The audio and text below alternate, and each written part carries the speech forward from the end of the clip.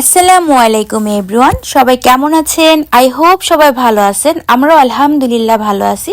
তো যাই হোক, দেখতেই পাচ্ছেন আপনাদের সাথে আমি কিছু মজার মজার খাবার শেয়ার করতেছি, আর এগুলা কি খাবার সেটাও বলতেছি। তো ফার্স্ট টাইম বলতেছি, এটা হচ্ছে বউ ভাত। ভাঙা চাল বা ভাঙা রাইস দিয়ে যে রাইসটা মজা করে রান্না করা হয়, এটাকে আমরা বউ ভাত বলে থাকি। আপনারা কে কি নামে ডাকেন বা খেয়ে থাকেন অ্যাকচুয়ালি আমি জানি না।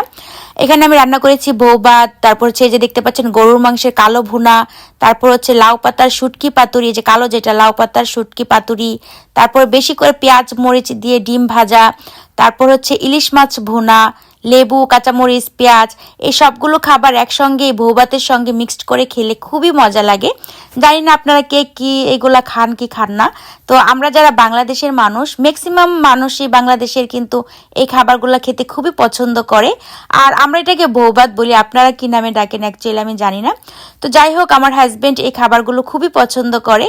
তো আমি আমেরিকাতে থাকি ঠিক আছে, বাট আমি সবসময় ট্রাই করি বাংলাদেশের মজার মজার খাবারগুলো বানিয়ে আমার হাজবেন্ডকে খাওয়ানোর জন্য। তো আমার হাজবেন্ড এই ধরনের খাবারগুলো খুবই পছন্দ করে। তো যাই হোক, আমি এখানে আপনাদের ভাইয়া কিছু বাজার নিয়ে আসছি, সেগুলো আপনাদের সাথে একটু শেয়ার করতেছি আর গুছিয়ে নিচ্ছি। তো এখানে নিয়ে আসছে মিনি নান রুটি। এই মিনি নান রুটিগুলো খুবই মজা, যে কোনো ফ্রাই জাতীয় মিটের সঙ্গে খেতে খুবই ভালো লাগে, কাবাব শিক কাবাবের সঙ্গে খেতে খুব ভালো লাগে। এখানে হচ্ছে ব্যানানা বিস্কিট খুবই মজার, তারপরে এগস, তারপর টিস্যু, মানে যা যা বাসায় লাগে টুকিটাকি সেই সব জিনিসপত্র, কেচাপ বাচ্চাদের জন্য। তো যাই হোক, আমি ট্রাই করি আমার হাজবেন্ডের পছন্দের খাবারগুলো বানিয়ে খাওয়ানোর জন্য। আর কে কে আপনারা এই বউ ভাত খেয়ে থাকেন বা কি নামে ডাকেন আমাকে কমেন্টস করে জানাবেন। আমরা তো এটাকে বউ ভাত বলে থাকি, আর আপনাদের ভাইয়ার পছন্দের একটি খাবার এটা।